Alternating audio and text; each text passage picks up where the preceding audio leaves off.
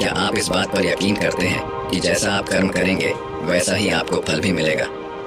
अब आप में से अधिकतर लोगों के मन में ये प्रश्न जरूर उठ रहा होगा, क्योंकि इसमें पूछने वाली बात क्या है?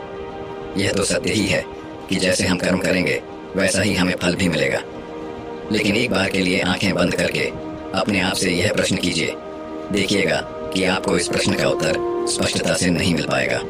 कहीं न कहीं आपके मन में एक संशय जरूर होगा कि क्या यह बात सच है या झूठ, क्योंकि आपने अपने आसपास तो ऐसे कई लोगों को देखा होगा जो लोग बहुत अच्छे कर्म करते हैं, बहुत अच्छे स्वभाव के होते हैं। वे कभी किसी का बुरा नहीं करते, किंतु फिर भी उनके साथ हमेशा बुरा ही होते हैं। वो लोग हमेशा दुखी रहते हैं, हमेशा परेशान रहते हैं। आपने कई बार यह भी देखा होगा, या फिर आप में से ही कई ऐसे लोग भी होंगे जिन्होंने अपनी परीक्षाओं के लिए जीत और मेहनत की होगी, लेकिन फिर भी अंत में उनके हाथ निराशा ही लगी। तो इसका अर्थ क्या होगा? क्या इसका अर्थ यह है कि जिन भी महापुरुषों ने इस कहावत को कहा है, क्या यह झूठ है? क्या वह महापुरुष गलत थे? नहीं, वास्तविकता तो यह है कि हम अपने कर्मों का लेखा जोखा तो समझ ही नहीं पाते, और इसी कारण हम यह सोचते हैं कि हम तो बहुत अच्छा कर्म कर रहे हैं, हम लोगों की भलाई कर रहे हैं, लोगों की मदद कर रहे हैं, फिर भी हमें न जाने क्यों हमेशा दुख और परेशानी ही उठानी पड़ती है। लेकिन आज की जो कहानी मैं आपके लिए लेकर आया हूँ, इस कहानी के माध्यम से आप ये समझ जाएंगे कि आखिर कर्मों का यह लेखा जोखा हमारे जीवन पर किस प्रकार प्रभाव होता है। एक समय की बात है, एक गांव में दो भाई रहा करते थे। दोनों ही कुशल थे, किंतु उनमें से एक बहुत ही क्रूर और चालाक था। उसने धोखा देकर अपने छोटे भाई की सारी जमीन जायदाद अपने नाम करवा ली थी, और छोटे भाई के नाम पर कुछ भी नहीं बचा था। उसे तो बस एक टूटी फूटी झोपड़ी मिली थी, जिसमें वह और उसकी पत्नी रहा करते थे। उसकी पत्नी भी हमेशा बीमार रहती, और उसे तरह तरह की यातनाएं, पीड़ाओं और समस्याओं का सामना करना पड़ता था। छोटा भाई बहुत गरीब था, उसके पास पैसे भी नहीं थे ताकि वह अपनी पत्नी का इलाज करवा सके, लेकिन वह बहुत शांत स्वभाव का था, अच्छी प्रवृत्ति का था। इस कारण वह कभी किसी से क्लैश नहीं करता था, न ही किसी के लिए बुरा सोचता था। वह कभी किसी का बुरा नहीं करता था। फिर भी उसके मन में हमेशा एक प्रश्न रहता था। वह हमेशा अपने आप से कहता था, हे ईश्वर, मैंने कभी किसी के साथ बुरा नहीं किया, कभी किसी का बुरा नहीं सोचा, फिर भी आखिर मेरे साथ इतना बुरा क्यों होता है? मेरी पत्नी हमेशा बीमार रहती है, मेरे बच्चों को 2 वक्त का खाना तक नसीब नहीं होता, और मैं चाहकर भी अपने परिवार को एक अच्छा जीवन तक नहीं दे पा रहा। आखिर ऐसा क्यों? वहीं पर दूसरी तरफ मेरा भाई है जो बहुत क्रूर है, चालाक है, घमंडी है। उसे देखो, वह अपना जीवन कितने ऐशो आराम के साथ जी रहा है। उसके पास ढेर सारा धन है, रहने के लिए अच्छा मकान और खाने के लिए अच्छे अच्छे पकवान है। वह तो अपना जीवन मजे में जी रहा है, और मैं यहाँ पर घुट घुट कर मर रहा हूँ। उसे कोई परेशानी नहीं, और मेरी परेशानियाँ खत्म होने का नाम ही नहीं लेती। यह सोचता हुआ वह इस विचार पर पहुंचा कि लगता है बुरे कर्मों का फल ही अच्छा होता है, और अच्छे कर्मों का फल अच्छा नहीं मिलता है। और देखते ही देखते यह बात उसके मन में घर करने लगी थी। ऐसे ही कई दिन बीत गए, और अब छोटा भाई और भी ज्यादा परेशान रहने लगा था, क्योंकि उसकी पत्नी की तबीयत ठीक होने का नाम ही नहीं ले रही थी, और उसके सामने तरह तरह की परेशानियां खड़ी थीं, जिन्हें देखकर वह मन ही मन रोता रहता, परेशान होता। एक दिन की बात है, वह किसी काम से दूसरे गांव की ओर जा रहा था। तभी उसकी नजर एक साधु पर पड़ी। वह साधु एक द्वार पर खड़े होकर भिक्षा मांग रहे थे, और वह हमेशा केवल एक ही बात कह रहे थे, तेरे कर्म तेरे हिस्से, और मेरे कर्म मेरे हिस्से। जब छोटे भाई के कानों में यह बात पड़ी तो उसे बहुत क्रोध आया। वह तुरंत ही उन साधु के पास जा पहुंचा और उनसे कहने लगा, हे गुरुवर, मैं आपको कब से देख रहा हूँ, आप केवल एक ही बात कह रहे हैं, तेरे कर्म तेरे हिस्से और मेरे कर्म मेरे हिस्से। क्या यह सत्य है?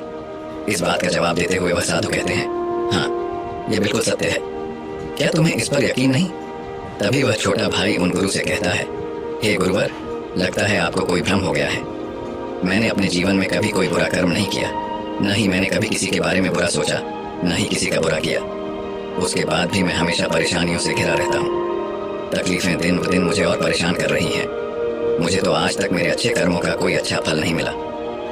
फिर आप ये कैसे कह सकते हैं कि अच्छे कर्मों का फल अच्छा मिलता है? मेरी पत्नी हमेशा बीमार रहती है, और मेरे घर में खाने तक के लिए पैसे नहीं है।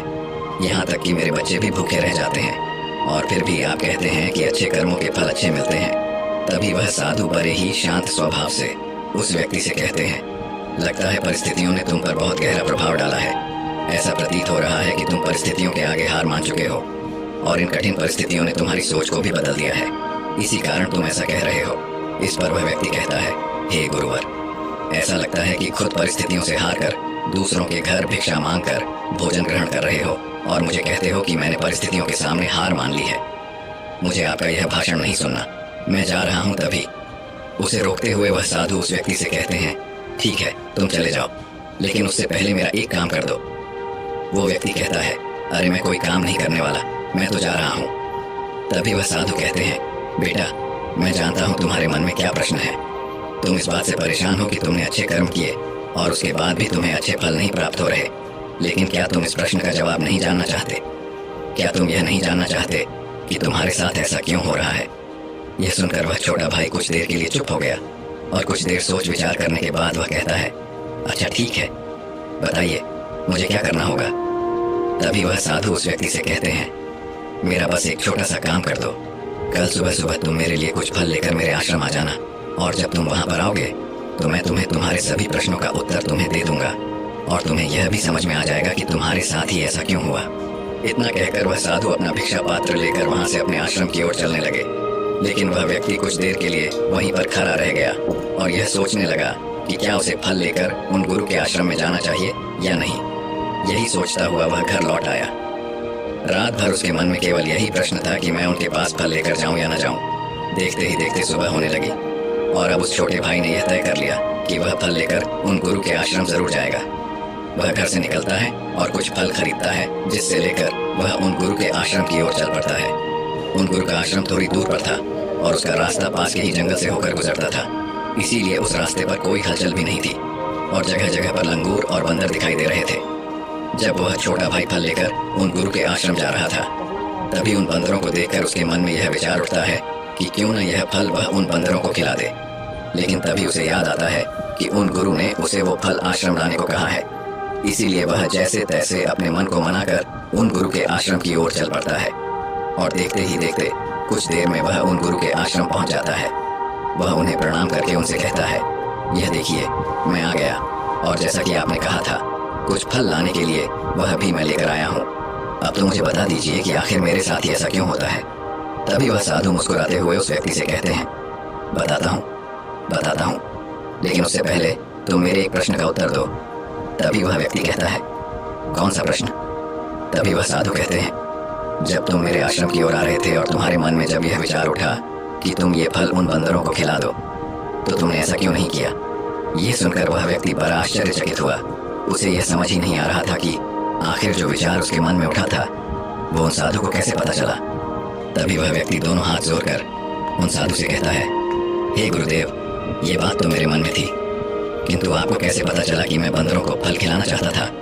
तभी वह साधु मुस्कुराते हुए उस व्यक्ति से कहते हैं, बेटा, जरूरी यह नहीं कि मुझे ये बात कैसे पता चली, जरूरी तो यह है कि तुमने उन बंदरों को यह फल क्यों नहीं खिलाया। वह व्यक्ति कुछ देर के लिए सोच में पड़ गया और उसने हड़बड़ाते हुए उन साधु को जवाब दिया, क्योंकि आपने मुझे यह फल आपके पास लाने के लिए कहा था।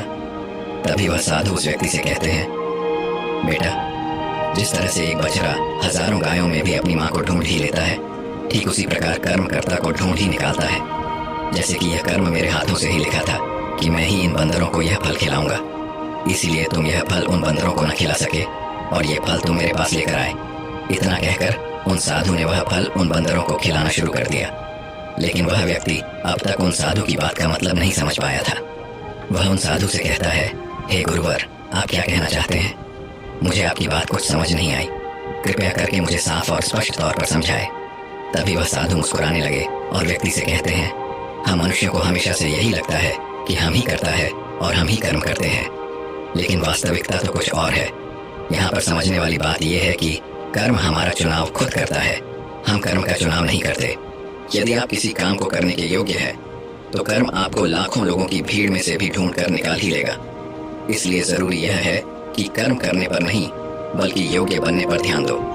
यदि तुम्हारा पूरा ध्यान केवल कर्म करने पर होगा तो तुम कभी भी योग्य नहीं बन पाओगे और कभी भी कर्म तुम्हारा चुनाव ही नहीं करेगा। इस पर वह व्यक्ति कहता है, हे गुरुवर, योग बनने से आपका क्या मतलब है? आपका कहना है कि क्या मैं अपने परिवार का पालन पोषण नहीं कर सकता? तभी वह साधु उस व्यक्ति से कहते हैं, नहीं नहीं, मेरे कहने का अर्थ यह नहीं है।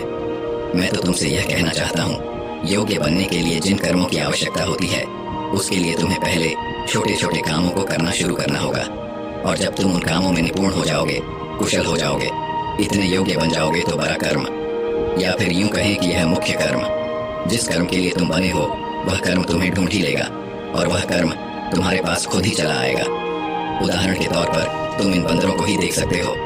यह बंदर जब छोटे होते हैं तब से ही यह पैरों पर चढ़ना सीखते हैं, गुलाटी लगाना सीखते हैं, दौड़ना सीखते हैं, छलांग लगाते हैं।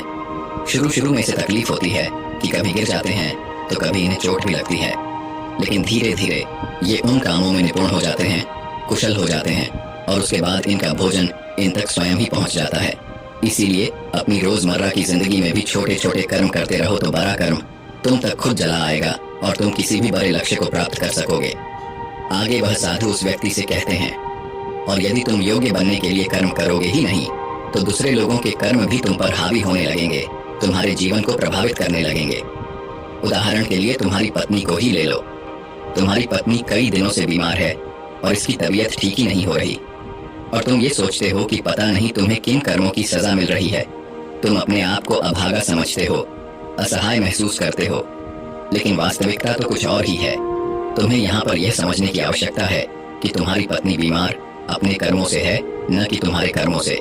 हो सकता है कि तुम्हारी पत्नी ने अतीत में ऐसा कोई कर्म किया हो जिसकी सजा वो आज भुगत रही है, और तुम्हारी पत्नी के कर्मों के कारण ही तुम्हें भी दुख झेलना पड़ रहा है, तकलीफें उठानी पड़ रही है, परेशानियों का सामना करना पड़ रहा है। और यही कारण है कि अधिकांश लोग अपने परिवार के कारण, अपने बच्चों के कारण तरह तरह के दुख झेलते रहते हैं, तरह तरह की परेशानियों का सामना करते रहते हैं। किंतु तुम्हें यहाँ पर यह समझने की आवश्यकता है कि यदि तुम इस योग्य होते, तुम्हारे पास इतने पैसे होते, तो तुम अपनी पत्नी का इलाज करवा पाते।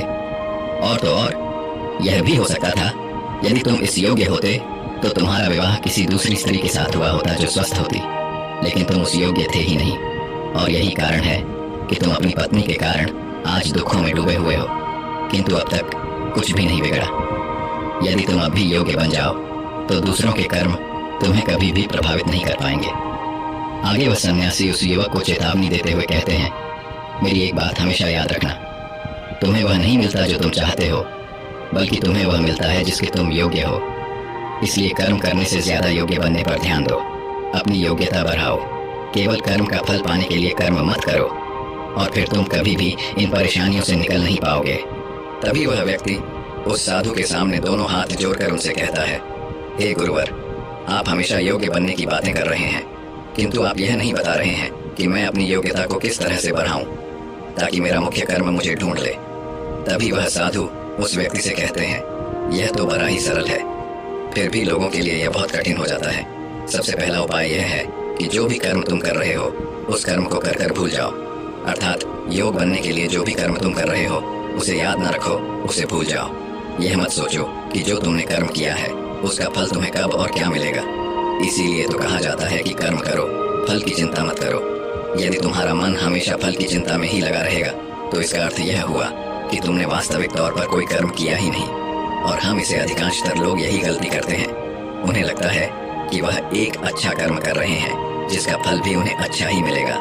उनका सारा ध्यान केवल फल पर होता है, और यही कारण है कि वह अधिकांश समय दुखी होते हैं, क्योंकि जब उन्हें फल नहीं मिल पाता, या फिर यूं कहे कि जब उन्हें अपने मन वांछित फल नहीं मिल पाता, तो उनके मन को ठेस पहुंचती है और वे लोग दुखी रहने लगते हैं, परेशान रहने लगते हैं, और हमेशा यही सोचते हैं कि मैंने तो अच्छे कर्म किए थे, फिर भी मुझे अच्छे फल क्यों नहीं मिल रहे। और उनका यही सोचना उन्हें अपने लक्ष्य से भटका देता है। हाँ, आप ये ज़रूर कर सकते हैं, अपना कर्म करने के बाद उसका आकलन ज़रूर करें, लेकिन फल की चिंता न करें। तभी वह व्यक्ति उन साधु से कहता है, हे गुरुवर, आप कह रहे हैं फल की चिंता मत करो, लेकिन जो कर्म किए हैं उसका आकलन ज़रूर करो, ये कैसे संभव है। तभी वह साधु बड़े ही शांत स्वभाव से उस व्यक्ति से कहते हैं, बंदे, जब तुम कोई कर्म करते हो तो तुम्हारे मन में हमेशा फल की चिंता होती है, जबकि तुम्हारे मन में फल की चिंता न हो कर यह चिंता होनी चाहिए कि जो भी कर्म मैंने किए हैं, क्या उस कर्म में मैंने अपना 100% दिया है या नहीं।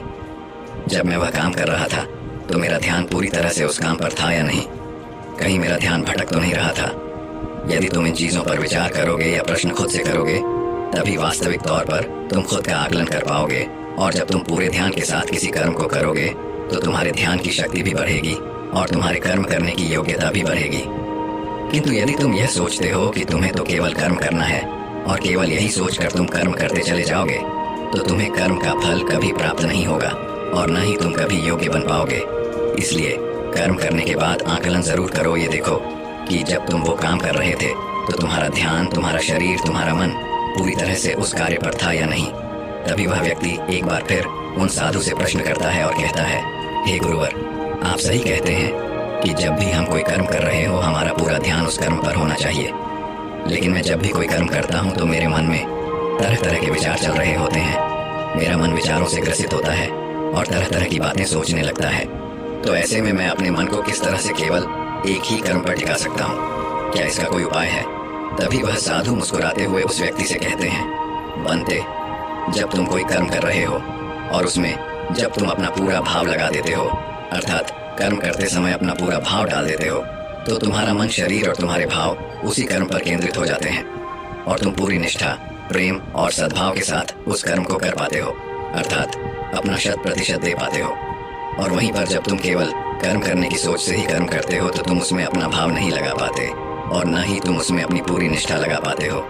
इसी कारण वह कर्म कर्म नहीं रह जाता और न ही उसका कोई फल तुम्हें प्राप्त होता है। आगे वह साधु उस व्यक्ति से कहते हैं, यदि कोई भी मनुष्य इन बातों को सही तरीके से अपने जीवन में उतारे, इन बातों को ध्यान रख के कर्म करे, तो वह अपने आप को योग्य बना सकता है। और एक बार जब वह योग्य बन जाता है तो कर्म उसे कहीं से भी खोज कर निकाल लेगा और वह जीवन में किसी भी सफलता को प्राप्त कर पाएगा। इतना कहकर वह साधु मौन हो गए और वह छोटा भाई भी अब यह समझ चुका था कि उसके अच्छे कर्मों का फल उसे अच्छा क्यों नहीं मिल रहा था। उसने उन गुरु को प्रणाम किया और वह वापस घर की ओर लौट गया। तो दोस्तों, उम्मीद है इस वीडियो से आपको काफ़ी कुछ सीखने को लाइक, शेयर कर लीजिएगा और साथ ही कमेंट में नमो बुद्धाय ज़रूर लिखिएगा। धन्यवाद।